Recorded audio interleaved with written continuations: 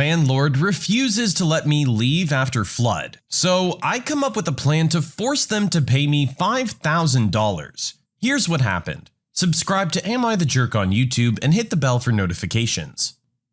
I had just moved across the country for a job with my girlfriend and found a nice apartment in the suburbs. Building was nice, staff seemed fine, everything seemed in order. After unloading all of our boxes and organizing clothes on the floor, we decided to take a break and grab dinner. In the middle of our meal, I get a call from the building saying we had a fire in our apartment. Later found out the sprinkler pipe burst and triggered a fire alarm. I rushed back to find 4 to 5 inches of water and a massive hole in the ceiling leaking water everywhere. All of my stuff was ruined, including all my clothes, my piano, multiple computers, electronics, everything was gone. I did have renter's insurance, but found myself living out of a hotel until the repairs were made. Fast forward 2 weeks. I'm still living out of a hotel after the building claimed they would have my place fixed in a week. I go in to inspect the place and there's black mold all over the walls and ceilings. Obviously not a livable space even after repairs. I'm communicating with the property manager who keeps brushing me off and saying everything will be fine, it won't take much longer. I mention breaking my lease and she snaps, claiming I have no grounds to do that and they'll sue me if I do. So I work in digital marketing, in real estate actually. I have a follow-up meeting with her boss in an hour and decide to do some research into their URL. Their website name is the full name of the residence, which is pointlessly long. I find the .net available for purchase, as well as multiple iterations of shorter URLs which presumably have higher search volumes. I spend about $50 and buy them all up. Then I call a lawyer buddy and talk to him about how to use language that will avoid sounding like extortion if I make them buy these back. I walk into the meeting and tell the GM that I want out of the lease immediately. I also say that I want my time off work to be compensated for all meals, and given a few $100s for the inconvenience of living out of a hotel for weeks. She literally laughs in my face and tells me I have no legal grounds. That's when the most satisfying moment of my life happens. I slide over the information of all the URLs. She doesn't understand what she's looking at. I tell her I purchased these domain names for this property. I'm planning on building a website that explains my story and includes links to your local competitors for free on the homepage of the site. I let her know what I do for a living and hand over an SEO audit I pulled for free on the internet of their current site and explain their poor performance. I let her know I'll have this website outperforming them within a matter of months with links to competitive properties and my story at the top. Her face drops and she's white as a ghost. She has me wait while she gets her lawyer on the phone. I explain everything to the lawyer, being very careful with the language I use. We settle on $5,000 for all the websites. No bad reviews ever, and they break the lease. A week later, when the check comes in, I transfer the domains to a very confused IT person who wants to know why I have URLs of their company name. The lesson in all of this? Buy good renter's insurance and don't let jerk landlords push you around. I don't think it's unreasonable for you to want to break a lease when you had a flood in your apartment within a couple of hours of living there. They're taking longer than needed on the repairs, and you don't know when you're going to be able to get back in. Not to mention a bunch of black mold now in your apartment. These are all perfectly legitimate reasons for why someone coming into this building would want to back out. Contract or not, I know I'd be looking to get out of there as quickly as possible. Not exactly coming away with a good first impression on this one, are we?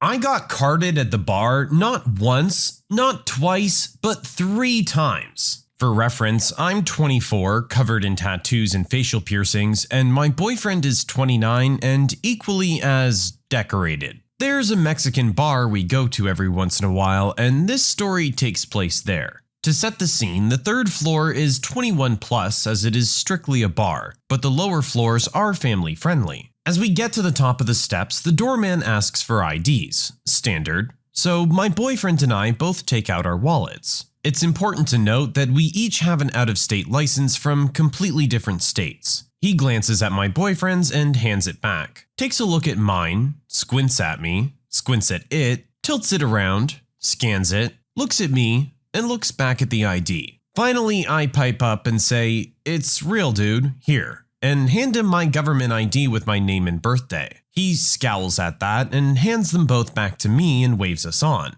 So we both laugh and sit down. I order a sangria and am carded again. No biggie. Waitress takes it, no problem. As she walks away, the doorman comes over and asks to see my ID again. He pulls up a chair to our table as I hand it to him and takes out a book of state IDs, flipping to my home state and comparing the two. At this point, I just start laughing because I get double carded all the time, but this is ridiculous. He hums and haws and hands it back and very sheepishly, as sheepish as a giant bearded doorman can get, explains that it's his first night and he's never had to check IDs before. And the bar 2 doors down got busted for serving minors and he was afraid it was happening to him. Doubly so because we both had out-of-state IDs and mine is pretty uncommon. I told him no problem. He apologized again for coming across as a jerk and thanked us for not taking it personally.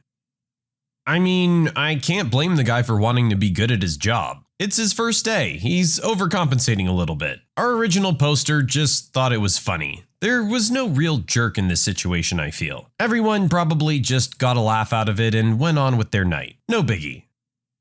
Random stranger accuses my mother of tattooing me as a baby. My mom and my nan told me this a little while ago, and I just remembered it after posting another tale about my youth involving my birthmark. It's shaped like a love heart, and it was so clear that it looked like a stamp until I was 11 when it started to fade. I was barely 5 months old and was sitting on my mother's lap waiting for my turn in the hospital. I have a thyroid condition requiring a blood test every year. My nan said that I was getting irritated being stuck on my 17-year-old mother's lap. Yeah, my mom was young, but she's done a pretty good job raising me. My mom sat me down with some other babies. I was playing with some wooden blocks and I was sitting on my own. I have autism, hence the avoidance of other human beings. Mom says that there was this girl that was a little bit too old to be with the babies and was drinking milk. She dropped the milk right on me, ruining the bumblebee shirt I was wearing. My mom took me and had to take my shirt off because it was soaked. It exposed my birthmark, which was darker than it is now, and I've always had pale skin, so it sticks out like a tail would. I'm being fussy as my mom cleans me, and there's a woman glaring daggers at my mom and my nan. Her husband is busy with their son who's crying because I'm crying. I'll call the lady Ella. Ella. Excuse me? Nan says she sounded like a dolphin. Sorry guys, I don't know how to do a dolphin voice. My nan.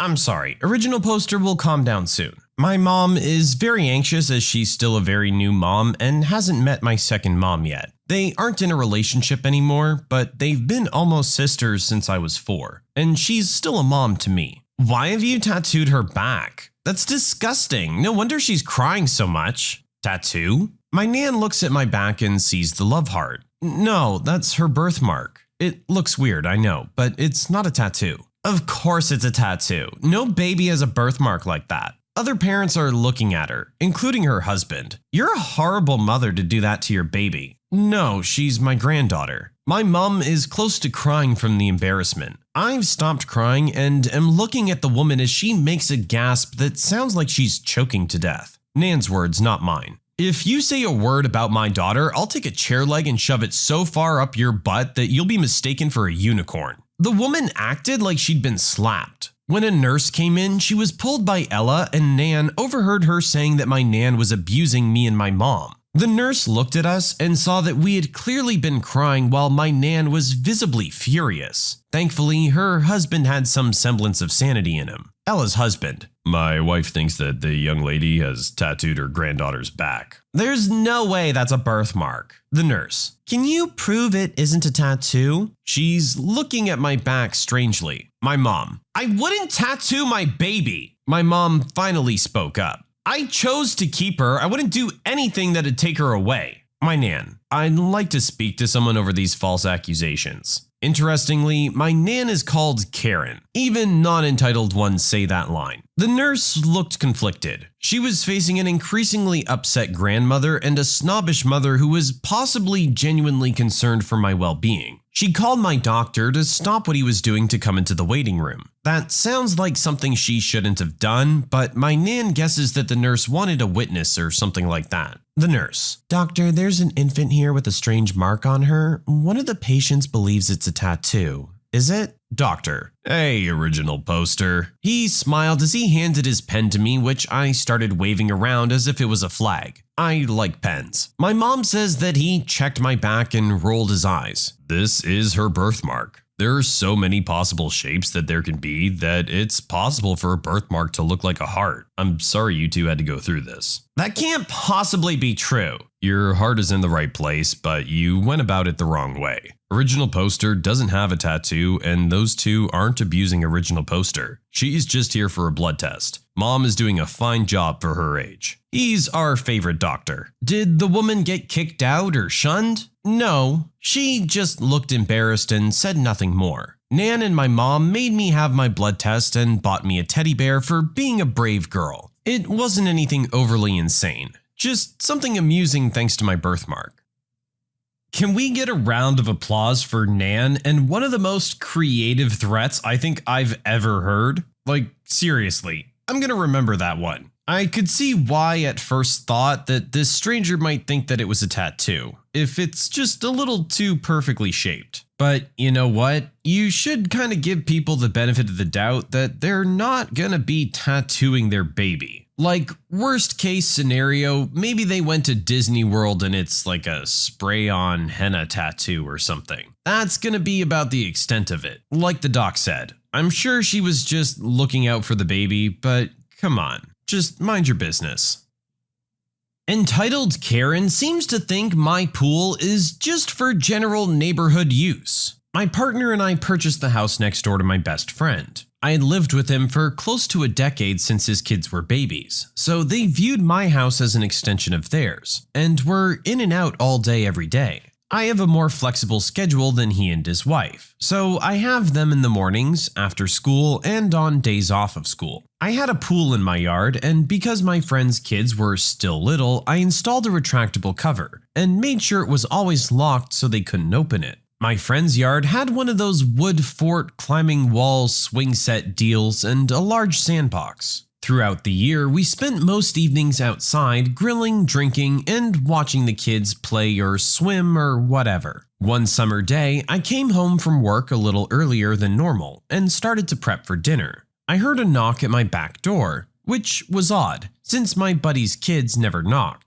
I went to see who it was and discovered a mom and two kids who looked to be maybe 5 to 7 years old. As I opened the door, she informed me that her kids need to use the bathroom, and that I needed to come out and get the cover off my pool. I was confused and asked her to repeat herself, and she said that her kids needed to pee and that they were hot and bored playing in the sandbox, so I needed to open up my pool. I asked her why she was in my friend's yard and what made her think her kids were welcome to swim in my pool, or use my bathroom for that matter. She got really crabby and told me that she had moved into the house behind us, and that she had watched my buddy's kids come over all the time, and that I opened the pool for them. She insisted that since I was willing to open my pool for the kids next door, I should also open it for the children who lived behind me. I tried explaining the relationship between my best friend's family and mine. She claimed that it didn't matter that I had known them since birth and pretty much had helped raise them. I just needed to get to know her kids too and it would be okay. I told her no and closed the door on her. She spent a while knocking and fussing at me through the window and then had her kids pee in a planter on the side of the patio. When I still didn't react, she took her kids back into my friend's yard to play on the swings. I texted him to let him know what was going on. Right at the moment he was letting his 300+ pounds worth of newfies out into the yard without noticing the unwelcome visitors. The mom starts shrieking and climbs up into the fort, leaving both kids on the swings. She starts demanding that we put the dogs inside, and how dare my friend let his dogs out in his own yard when her kids are clearly playing there. He tells her to GTFO and calls the police. When the cops arrive, she puts on the whole waterworks about how her kids are just looking for friends, and my buddy's kids are somehow bullying her kids, even though they'd never met.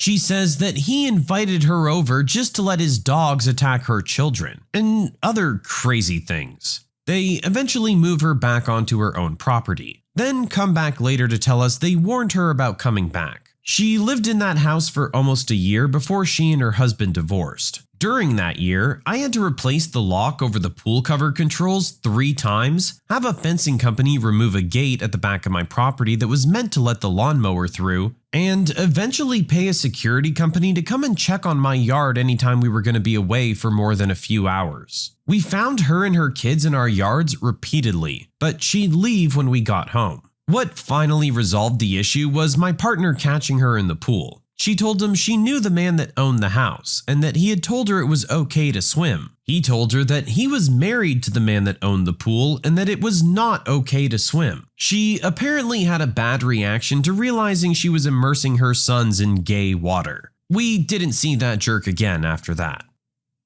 It must feel kinda nice to have a problem resolved with homophobia instead of started. That's crazy the extent that you had to go to keep her out of your yard though. I would think installing a camera in the back and getting her on camera a few times and eventually charging her with trespassing would get her off your property though. And hey, it never hurts to have cameras. But that is a crazy sense of entitlement that she has on behalf of her kids, thinking that they can just use your pool. Sorry lady, it's private property. I'm sure there's a community center or something around where you can go and use that pool. And there's probably lots of other kids around for your kids to make friends. Don't be going into your neighbor's backyard. And if you do and your neighbor says no, instructing your kids to pee on their plants probably isn't going to help resolve the issue the way you want. When you subscribe, make sure to hit the bell to turn on notifications. Put the playlist on in the background to finish listening to all the stories, linked at the top of the description. And if you like Am I the Jerk, give Am I the Genius a shot, linked in the description as well. Either way, thanks a lot for watching, and we'll see you guys next time.